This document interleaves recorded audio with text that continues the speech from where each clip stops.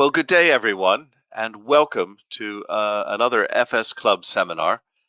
Today is one of my favorite subjects, which is big lessons from small nations. And actually, if I can be frank, one of my favorite books. I've got it here in front of me by our author, James Breiding. For those of you who don't know me, I'm Michael Mainelli. I'm one of the directors of Zien, and it's my privilege to be chairing a chunky number of these webinars that we're holding on everything to do with technology and financial services. I was particularly interested in hosting this one because I think it's a time when we've got an opportunity to learn a lot. And one of the great things about our sponsors who are listed here before you is that they come from all sorts of places, including several of the countries that James is going to touch on, for example, Ireland. And we're going to be talking today about the things that we can learn. And I think COVID-19 gives us an opportunity to put a bit of oomph behind it. The package today is basically that I'm going to get out of your way as quickly as I can. And we're going to give James 20 to 25 minutes to summarize his book, but more importantly, to speculate on what the observations in his book mean for the future. Now, James is interesting. You can find a lot of details about him on the website where you registered, but James and I have known each other, believe it or not, since high school, back in the early mid-70s. Obviously, we were a year apart, and it's very clear that I'm the younger one because I've got more hair, but I won't go there. And we stayed in touch over the years as I've watched his career with great interest.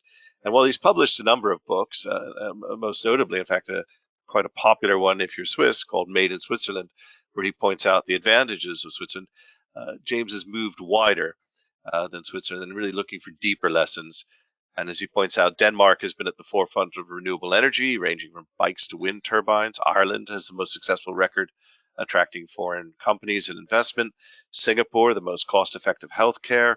Israel, the most enviable startup scene outside of Silicon Valley. Netherlands at the forefront of agriculture technology. Finland with the best primary education system in the world. Sweden for gender equality, and Switzerland, the highest density of leading multinationals in the world. And he's going to be going through all of that, but just before he does, I wanted to point out a couple of things from us. And that's it. We took and had a good look at these tiny little countries. Remember, the largest country here is a population of 12 million. And what you see is they're also very strong global financial centers over time. That's Singapore, that tiny little island state up there at the top, solid blue line, and many of the others coming along. And when we look at another topic that James is going to touch on, which is green or the environment and climate change, again, we find that they rank pretty good overall as a group for depth. That's their ability, that's their commitment to it. And they rank equally pretty good, in fact, very good, on the quality of financial advice that they provide. So there's every reason to be interested in what James is going to talk about. I certainly am. I commend his book to you. But James, at the moment, if I may, the floor is yours. Thank you, Michael, and good afternoon, and thank you for attending. So I thought what I'd do is just sort of run through the sort of premise of the book and the overarching thesis, and then talk a little bit about this new initiative we have called S8, and then we'll have time for questions. So that's basically the structure of the presentation. We'll go to the next one. Yeah, we can. So I had a fellowship from Harvard, which was quite helpful in terms of opening doors for research. And as Michael mentioned, I had a book. My prior book was based on, what sort of constituted success in Switzerland. It was ranked the most competitive country in the world for about 8 years in a row. Next. So this is the book. We have actually two different covers of the book, but we've received some pretty decent endorsements. Steve Pinker, Lars Kohler runs the World Scout Federation, etc. James, could you speak up just a little bit, please? Yeah. Next. So I looked at these countries, in a way, the way a doctor would sort of diagnose a patient, and if you were, sort of looking at the health of a country, you look at different parameters, things like disposable income, to what extent it can generate wealth, which is very important, PISA scores in education, Gini coefficients, all the way through to how happy the people are. And when you looked at these all these different metrics, you kept finding the same countries appear over and over again. So next. So, for example, if you look at the most competitive countries in the world, 9 out of 10 of them have populations which are less than 20 million. If you look at the UN Human Development Ranking, 15 out of 20, 11 of the top 15 per capita income countries are small nations, and then all of the countries in the top 10 are, in terms of happiness, happier than larger nations.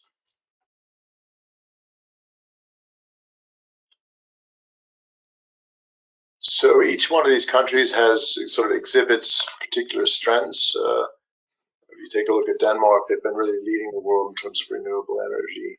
Finland is remarkable for its primary education system, and the Dutch have been very good in agriculture.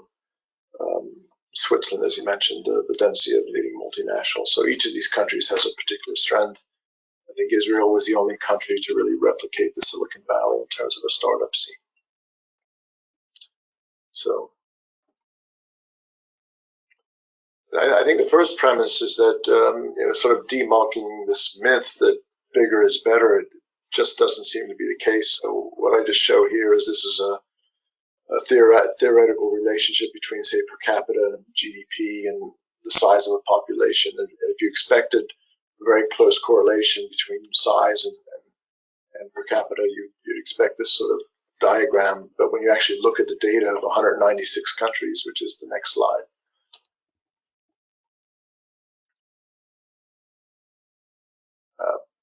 you overdid it, Michael. Sorry there, James. Got it. So if you, on the right side, you actually look at the actual data, it has a correlation of basically 0, which is random, which suggests that there is no relationship between size and per capita GDP. And if you look at other metrics, it's very similar. So, for example, Singapore spends the least amount of money in education, but it has the best ranking system among the OECD countries. So,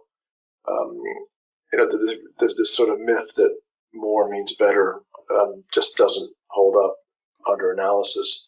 And then what you do see is that you see these sort of outliers, these upper left quadrant countries, and those are the ones that I focused on. I mean, the whole purpose of the exercise was to try to understand why these countries were successful, and that's what the book really focused on. So the next slide. And here's what you see, that if you look at these countries, we call them the S8 compared to the G20. They have more than 2 times the level of competitiveness across 200 variables, but they just don't have the voice. So if you go to events like the IMF or the World Bank or Davos, you just don't see people on the podium from these countries. So you have this relatively large disparity between achievement and voice. And then the other thing is that if you look at the trajectory over time, these countries are improving and the large countries are struggling.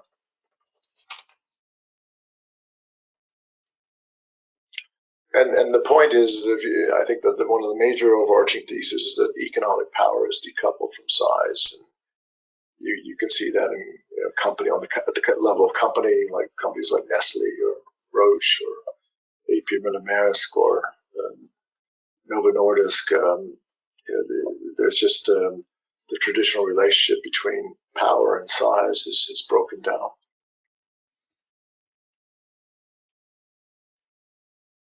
I think the other thing that you see with these countries is that if you take a look at sort of the typical Anglo-Saxon countries, you have this kind of confrontational relationship between right and left, and the right saying that why should you let the government do anything? It mucks it up.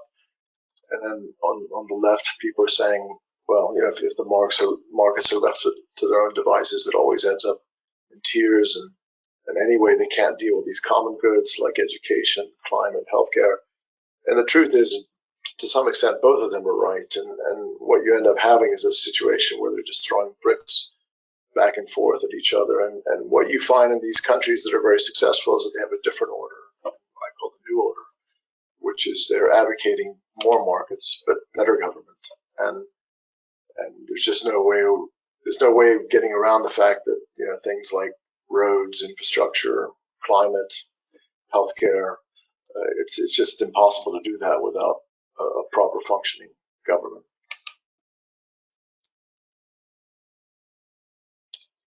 Next one. What else you see with these countries, that one of the key components is that they have high degrees of social trust. And it's probably the highest correlating factor among all the attributes is if they have a high degree of social cohesion, there's a very clear relationship between that and GDP and disposable income. So again, if you see the upper right side of this analysis, you see the same countries appearing over and over again. And I think you see with the pandemic, exactly, those are the sort of countries that managed to respond best, including Germany, which is has a high degree of trust and has been quite effective as a large country dealing with the pandemic.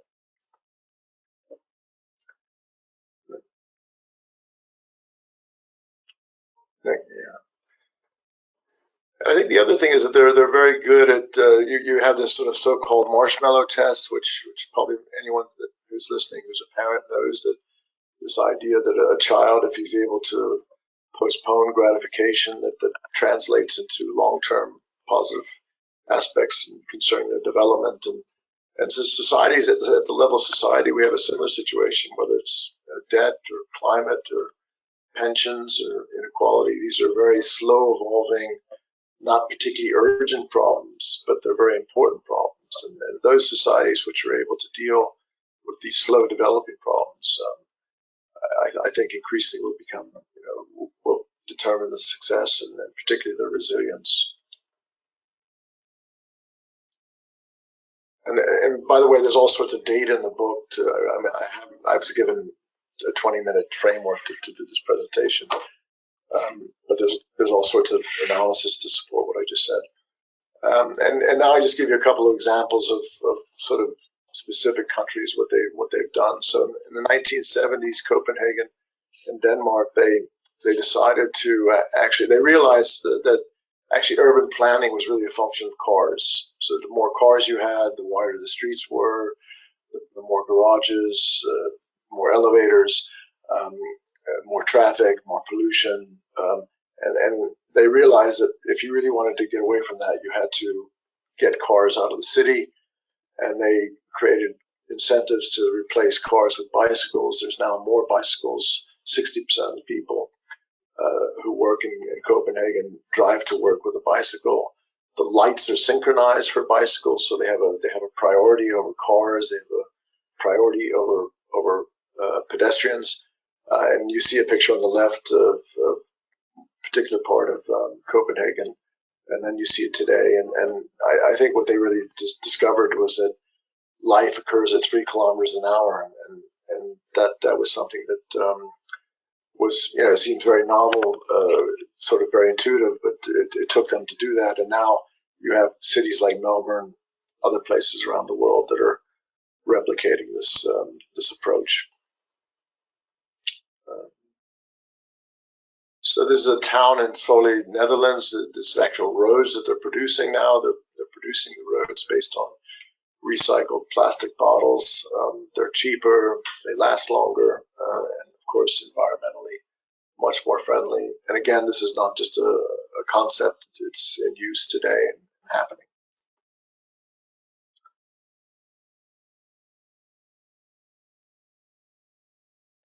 I think you can just skip that, Michael. Go back. Yep, sorry there. Got it. So this is a recent law passed by New Zealand where it's called naked produce, and they prevent the sale of fruit or vegetables in grocery stores if it's wrapped in plastic. So it's quite a simple procedure, but it's a very effective one. And of course, a pretty big problem that we're facing worldwide. Next one.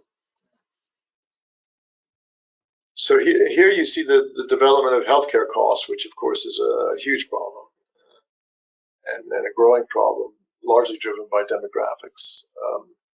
We're living now, the idea of living to be 100 years old probably 10 years ago was a possibility, but now it's becoming a likelihood.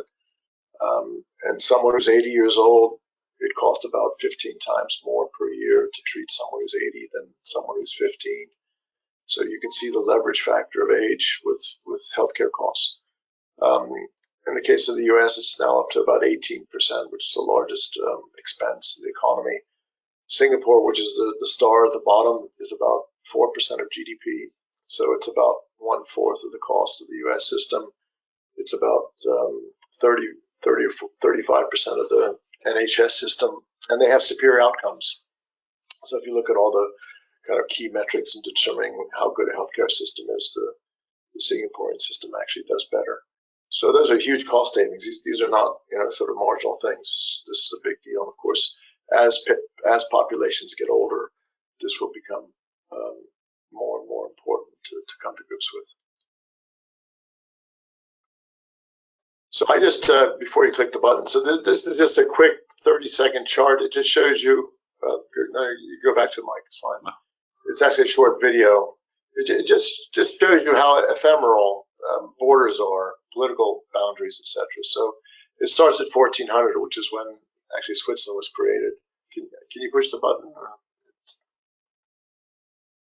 Yeah, you can see this on YouTube, by the way, if you want to. There's a longer version of this, but just to give you an idea of over the last 600 years, just how frequently borders, political boundaries, and borders have changed.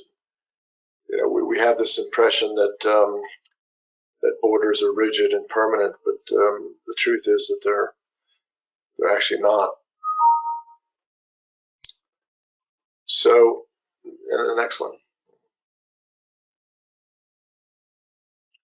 So in the case you see on the left, this is the case of Scandinavia. This is actually Denmark during the 15th century when it controlled this entire area of Scandinavia and northern Germany, also Iceland, and now it's even this orange part is just that one particular peninsula.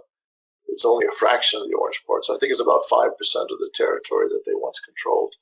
And in the case on the right, that was the British Empire in about 1911, which was the sort of apex of their control. And as you now see, it's really it became the Commonwealth, then it became the United Kingdom.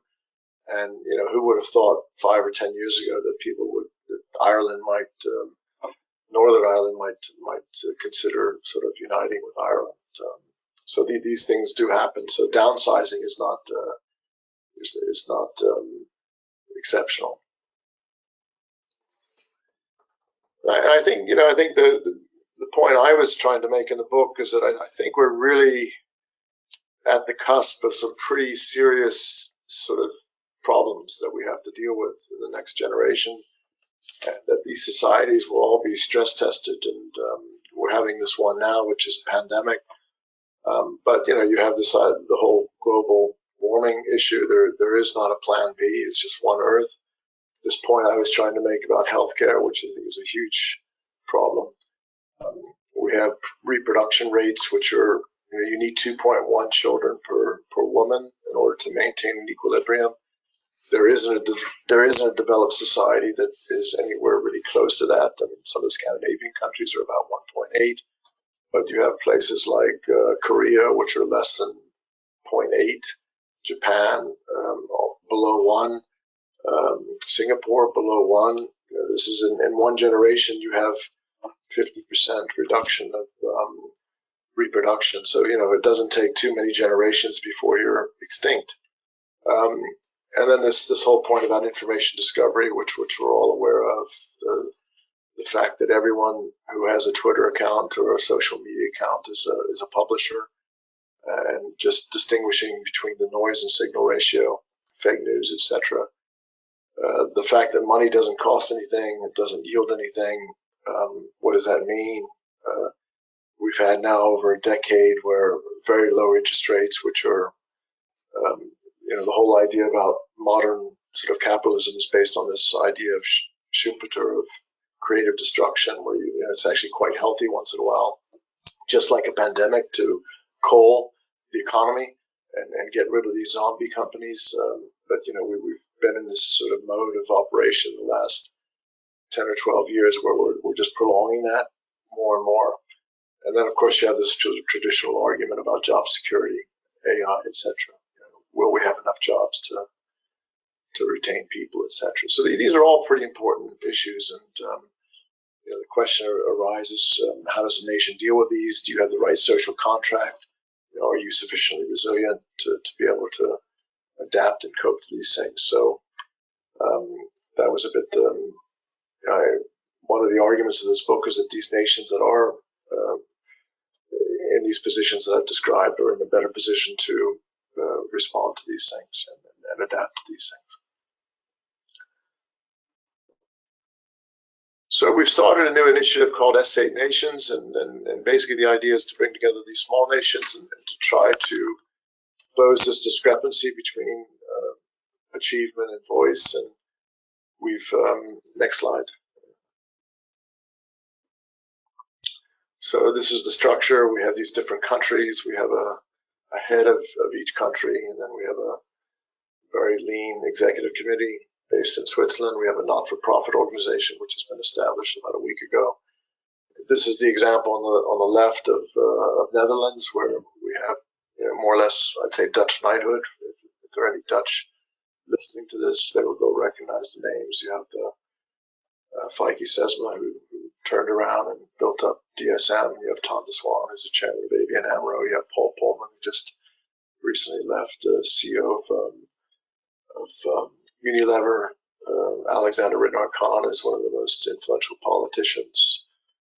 Luis Fresco runs Wageningen University, which is the leading agricultural university in the world, and Brianna Letchert runs Maastricht University. So just to give you an idea, we have similar delegations for other countries. And yeah, we think there's maybe the next slide. I think we have gathering some supporters right now and gathering some money to build a team. And so far we have these backers. But I think the basic idea is that we think that there may be some lessons that you can learn from these success stories, and leading by example could be a good way of doing it. And given the state where we are of the large countries, if you look at the G7, you know the situation with the US with Trump and incredibly divisive society. You have the situation in the UK you've had the third prime minister in as many years. Angela Merkel just stepped down. Her successor was ousted. Italy doesn't even have a government. It's been dissolved. Popularity of Abe and Macron are in low teens. So to expect any sort of unequivocal, decisive leadership coming from these G7s at this juncture is probably going to be pretty difficult. So that was a bit the thinking. So ask me in a year or two how we get on, but that's basically it. But I really do think we have to reimagine the world, and we really are confronted with problems that we've never had to deal with before. So we have to come up with new solutions, and I think we can learn a lot from some of these smaller nations who are a bit more experimental. They're exposed to external forces, so they have to adapt to circumstances because they're forced to. And I think that if you've sort of heard or learned about one or two things in this lecture that you didn't know before, then probably there's a need to do the sort of thing we're doing. So that was sort of the impetus of the book, and now for this initiative. So I don't know if I used too much time or too little time, but that's it, Michael. How James, hardly. You were absolutely perfect, absolutely spot on to the minute. Well done. This is on my this lecture was on my bucket list, so I rehearsed until 2:00 in the morning last night. That was perfect timing. And having been with you in your flat late at night, this is unusual. So congratulations. James, you've lit up the board. We've got almost 70 people online. So I'm going to try and lead a discussion. I've got a number of questions coming in. I was intrigued at a couple of things. One was the whole idea of a national marshmallow test. I seriously doubt any country over about 15 million that the prime minister could resist the marshmallow. and I'm certainly thinking of a few people at the moment, many of them looking like Pillsbury Doughboys, though I shouldn't talk. Anyway, just a quick question from me. Sure. Norway. Norway features heavily in the book at many points, and yet it doesn't make your essay. Yeah. Am I reading anything into that? Yeah. So we get this. I get this question a lot. And it's all justified. The truth is, HarperCollins told me the book could not exceed 300 pages, just like we had to take some slides from this presentation today. So inevitably you have to choose these countries, and lists could be different. But Norway is interesting. There were two reasons why I decided not to include Norway, besides the size constraint. One was that they had this oil endowment. So I think the average money per person is like $250,000 that each person has as a result of the oil endowment. So it really skews the economy. The other eight really aren't endowed with natural resources. That's true. And the other ones are based on human resources, largely based on human resources.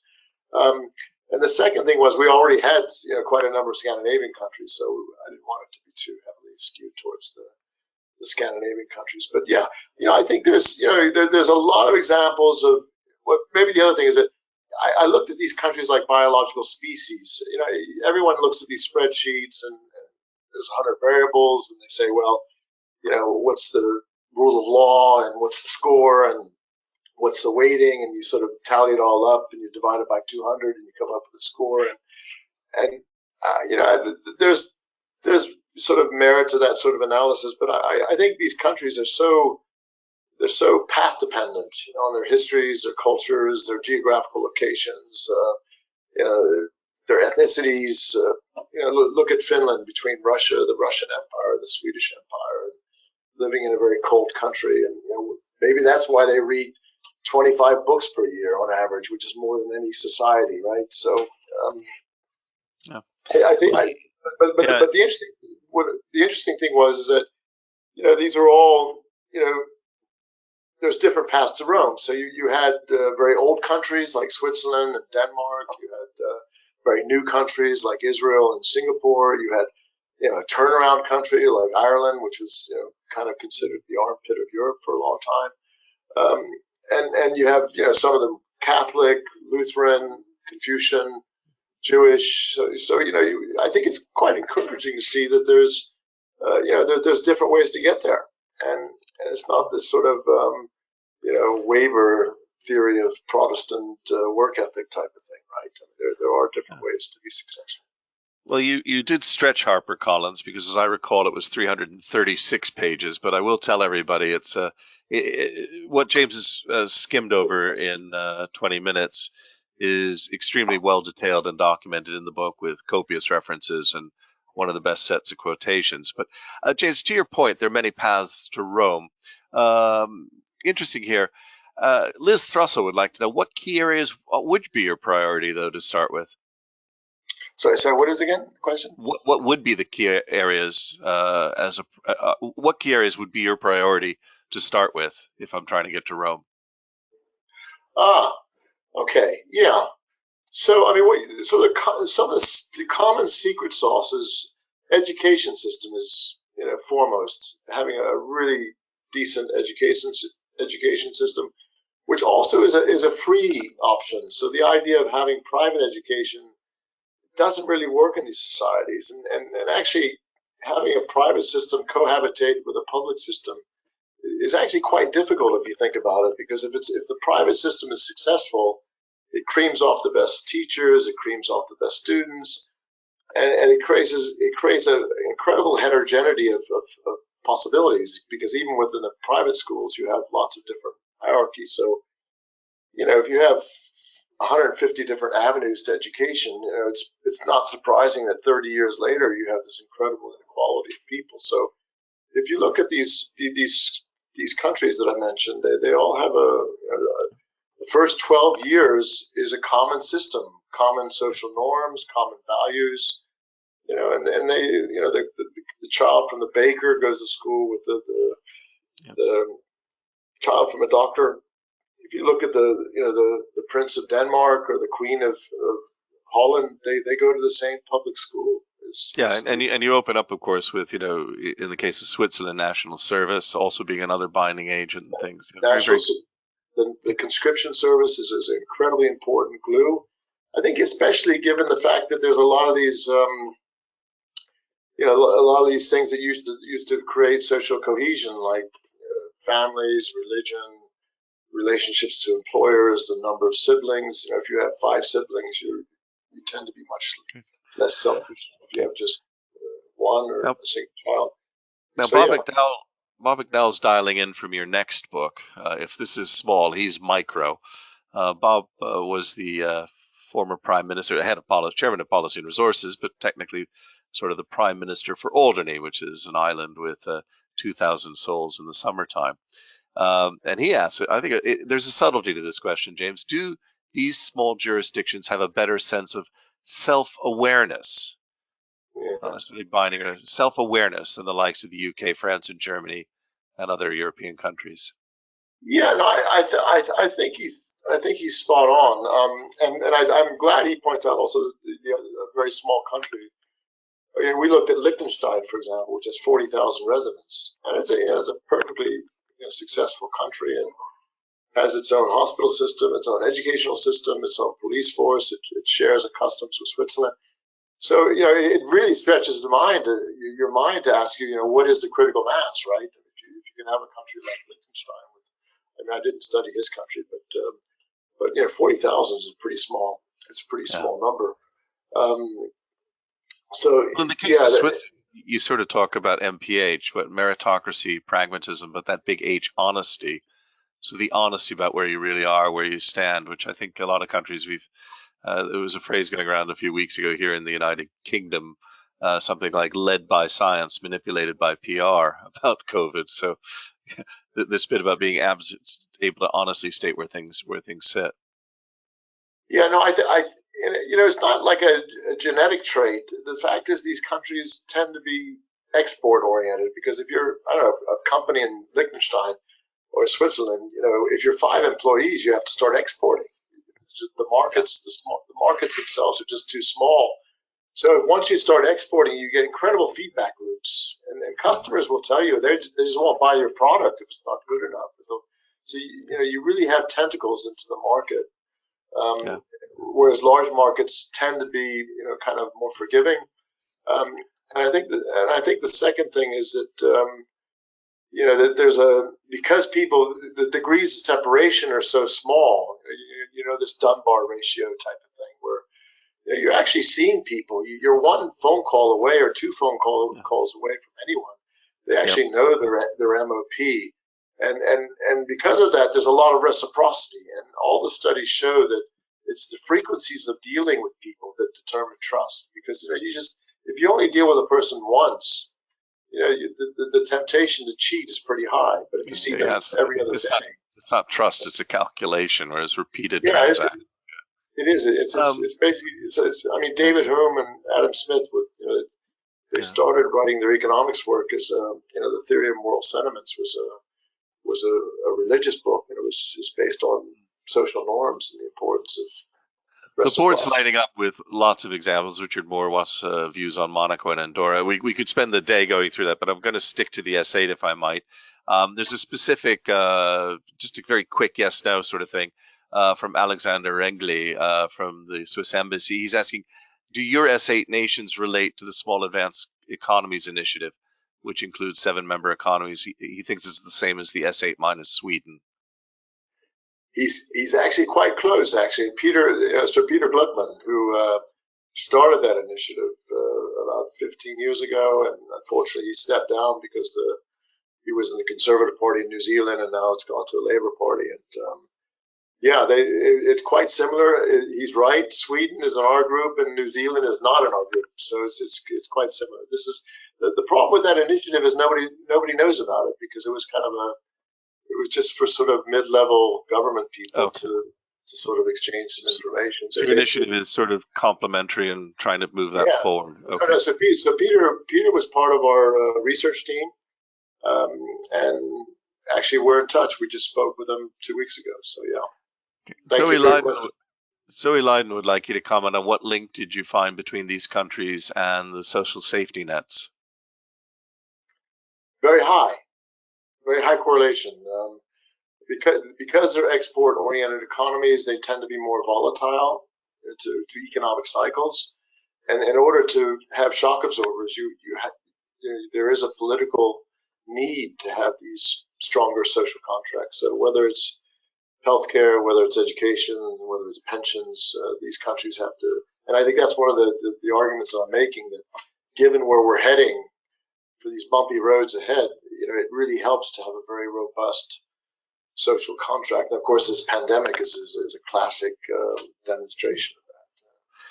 I have the advantage of having read the book and know that you do cover it, but it wouldn't hurt. I think Stephen Murgatroyd would like to ask you a question on, do you think that cultural individualism versus corporatism plays a role in the difference between the small countries and the large Western countries? And I know you touch on this quite a bit, but maybe 30 seconds on that for Stephen.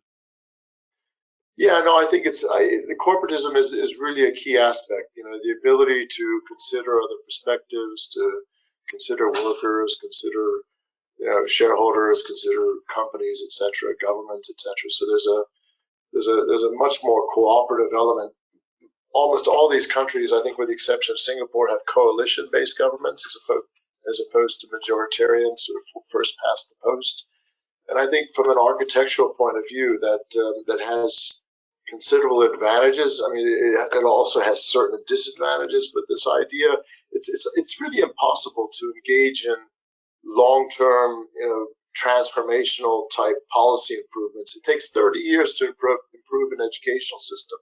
So if you don't have people buying into that across all parties, you're not going to get there. And so basically what happens in the UK and the US, everybody talks about how great it is to have wonderful education, and then or a new healthcare system. And then they start doing it, and then 4 years or 8 years later, they get kicked out of office, and the successor then backpedals. And for these big areas, climate, education, healthcare, you really need to have a long-term plan. You just can't wing it. There was one section of the book that was extremely well written. You're a very talented writer, where you talked about three types of problems, and yet I slightly disagreed with it. It was sort of implying that current economics doesn't work. One of my issues has been a lot of these long-term things. That's why we have long finance here at CN, which you touch on debt, green issues, health, education, and in fact, in a longer book, I'm sure you talk about defense and warfare. But these very long-term things, in my opinion, one of the greatest issues is getting a metric that has meaning today. Whatever metric you choose is so easily fudged that you can pick what you like. And Roy Vella sort of picked up on this. He says, how do we move from metrics for growth to metrics for sustainability? Yeah. No, I think you're right, but I think they're out there. I mean, if you look at debt to GDP, that's a pretty decent number, to look at sort of whether you have your house in order on the fiscal side, right? CO2 emissions is a pretty decent metric to determine, what your attitude is about the environment.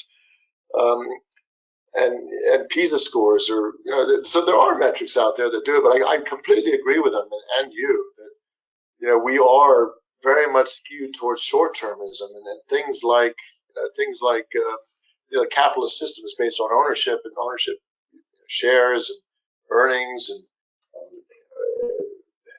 earnings predictions for 3 months, and having ETFs and private equity funds, etc. There's an incredible emphasis on short-termism, and probably what maybe between the lines, we as societies have to sort of start tweaking the metrics to encourage longer-term behavior, because these sorts of things I just described are pushing us towards very short-term considerations. And we see that, for example, in Switzerland, which is a bit of a laboratory, because it has kind of multinationals which have become very much in tune and geared and sort of singing for their supper to the analysts and to the mutual funds, the ETFs, etc.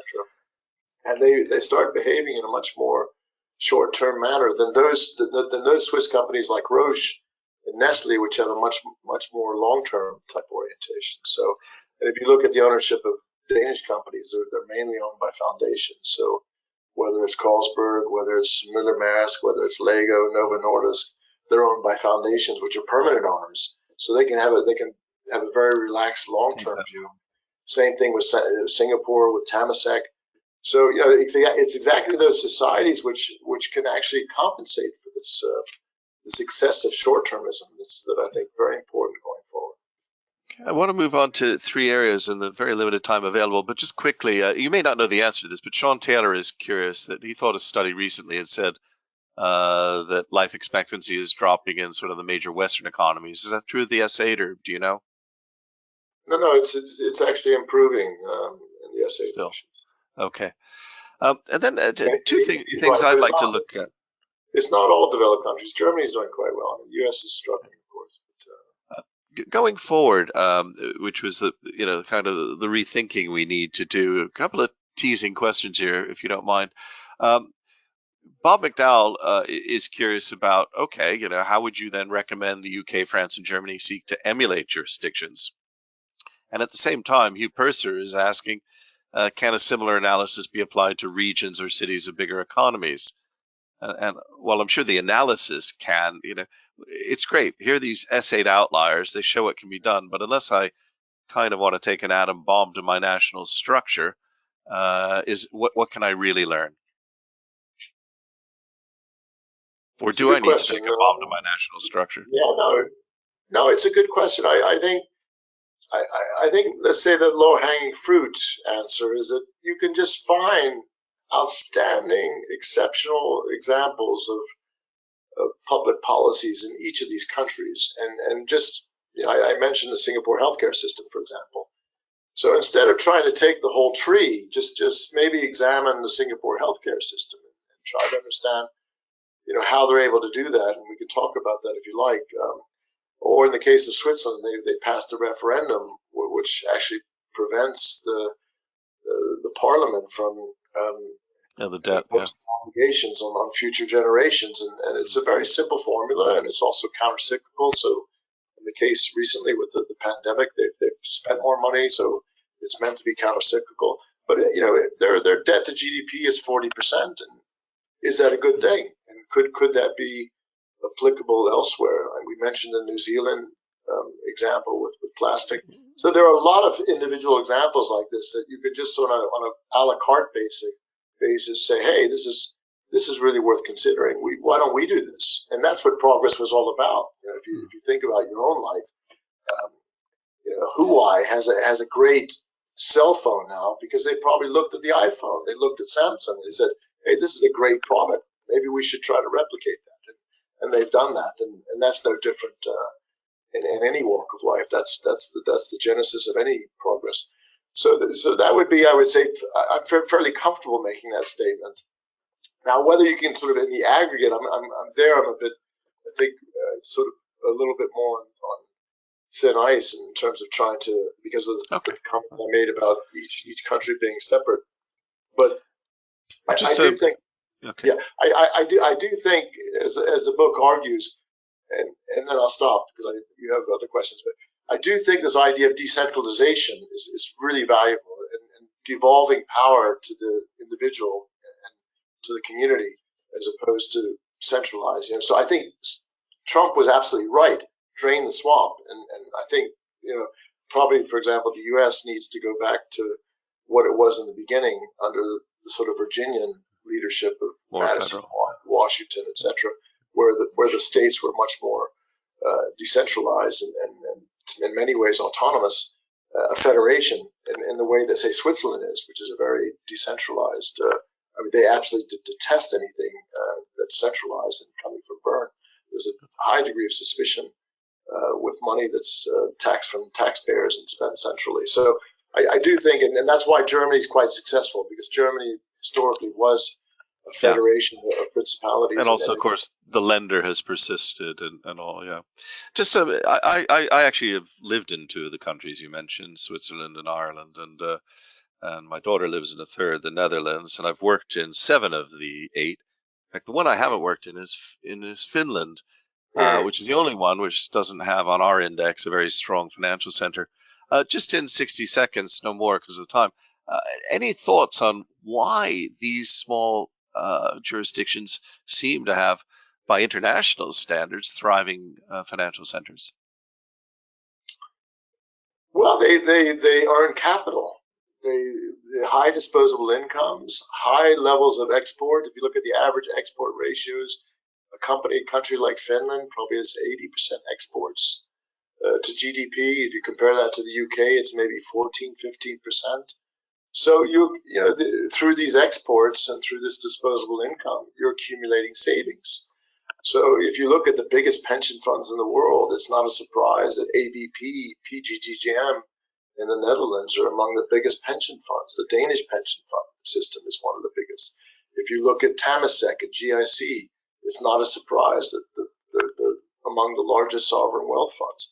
It's a result of wealth accumulation, isn't it? And with that, you have the disintermediation of the savings to the investment side of the equation that ensues. So it's a natural consequence. I mean, in the case My, of Finland, it's a good question. I haven't looked at the it's banking okay. system. Yeah, I think it's probably deeper than banking personally, because a lot of them had these financial centers from a very early stage, long before they were large. I wonder if it's the very fact that the trust structures mean that you trust others to fund, and we could come on to that. My last point, if I may, and we're over time, but I'd love to keep going, um, is actually about community. Now, at Long Finance, we have a very strong definition of community, an anthropological one. It's a group of people who are prepared to be indebted to one another. And one of the interesting things, of course, is that many of these countries take, for example, debt, and they look at the community not just as those who are alive today, but those who will be alive.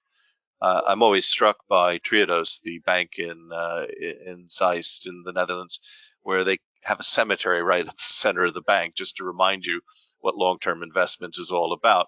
That's one element. But another one, you quote Simon Cooper, who grew up in the Netherlands, saying, that you won't get rich, but you won't need to either. In other words, you can count on your neighbors and things like that. And I Yeah, guess the final thing is, I remember, an old joke in Ireland runs, why did the sun never set on the British Empire? And the answer is because God doesn't trust the Brits in the dark. And and yeah. and the point there is, it comes back to communities and trust. Now, in all of this right sizing that you talk about, I would contend that I need to find an ideal community, and that we seem to be struggling with that around the world. Unrest on, how much of our community is inclusive in America at the moment. We've had the Brexit vote. We've got Catalan. And that's just in Europe. I won't even presume to talk about many of the actions that are going on in Asia, Africa, and Latin America, for that matter. So, in this right sizing and rethinking that you're talking about, do you agree it's community? But then, community isn't race, it isn't language, as Switzerland shows. It isn't, how would you examine that situation? What would the right size metric be in the long term? Well, I think what's really important is a sense of belonging. Lee Kuan Yew said that he was asked before he died. I think the only thing that really worried him is if people stopped believing that Singapore as a nation, kind of delivered value for citizens and people. So I think what's really important is not race and not ethnicity and not age and not gender, but people really feel that they belong to something. Is there a common sense of identity? Because this idea of community, we always have this duality of kind of self-interest versus altruism. If you think about, I don't know, you're sitting at a big table with a big family, and who's going to take the last piece of cake? Everyone's very polite. And, do you want it? Do you want it? And they're sort of stumbling over themselves to not being seen selfish. And if you take a look at the case of the Netherlands, they have this famous Potter description. Every once a generation it's flooded because 60% of the land is underwater, and before the technology was developed. So they had this system of communities where they all had to, out of necessity, collaborate with each other and kind of suspend their self-interest for a little bit in order to contribute to the community. I named the book Too Small to Fail because one of the common elements, and I should have mentioned it earlier, is that there is a sense of vulnerability to these places. If you talk to a Finn, they're still scared to death of the Russians. Singapore was a fishing village 40 years ago. So there is a certain paranoia, there's a certain sense of vulnerability. And I think that vulnerability is quite helpful to create maybe a greater sense of humility. And of course, this pandemic is a huge reminder of that there is some value in humility. And it's precisely the leaders who weren't arrogant and were quite humble that reacted more quickly and more responsibly. So, yeah, I think we got to get back to that. But I do think size and maybe common social norms. It's very important to have common social norms. If you have different identity groups with different kind of playbooks and different social norms, it's very tough to develop trust if one identity group has a different way of valuing things versus another. And therefore, you do need this assimilation. And part of this big racism problem that we're seeing in the U.S. is the fact that these cultures are not really assimilated. They have different identity groups, different social norms. That creates a huge amount of friction. And by the way, you see that also in Scandinavia with refugees, etc. So it's not these are not angels in any way, but they're having to cope with it as well. But I think what we're learning from this whole process is that it is important to assimilate these people, and that there's a common sense of belonging and an occasional willingness to suspend self-interest in the interest of the community that creates that cohesion which is necessary to have a robust and resilient society. Very good. Very good. James, I'll come back to you in just a second to thank you, but just bear with me a moment, if I might. We ran just a little bit over, a little bit over time, and I noticed people trying to sneak questions in at 1 minute to 1:45. So, folks, get them in earlier next time. My apologies. I can't squeeze them all in 1 minute. It remains to me really to again thank our sponsors who allow us to range widely and freely across anything to do with technology, finance, and social purpose. So thank you very much. And I hope that many of you located in some of these jurisdictions feel respected, admired, and noticed. May I also thank our audience. Without you, there's no point in holding these things. I'd like to point out, if I might, that we've got, as ever, a rich program ahead. And I would encourage you to really just to go to the website. The website is where it is all at. You'll get a whole host of events coming forward. Tomorrow is a fascinating one, a focus on Casablanca. Strangely and much against many things you might believe, it does turn up very well as a focus on Africa as much as anything else. We'll be talking as well later tomorrow on what's going on in employee share ownership, and a fascinating event on Friday for all of you who've been wondering, what does COVID-19 mean for property and workplaces?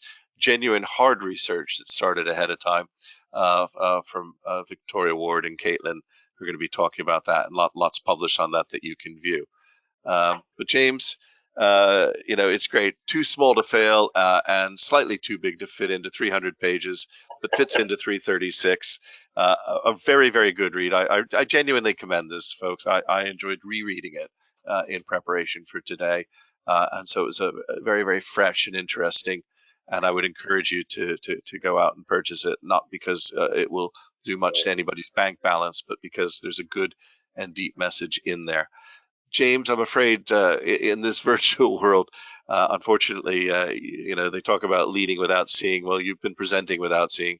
And so all I can do is give you a virtual hand clap on behalf of the audience who have clearly enjoyed this. Thank you very much. Thank you, Michael, for organizing it. Perhaps we can have you back for an update on the S8 sometime. I'd like that. Yeah, it'd be nice to do that. Thank you for thinking of me and having me. Thank you. Okay, super stuff. And we'll see you all later. Take care, everyone. Thanks.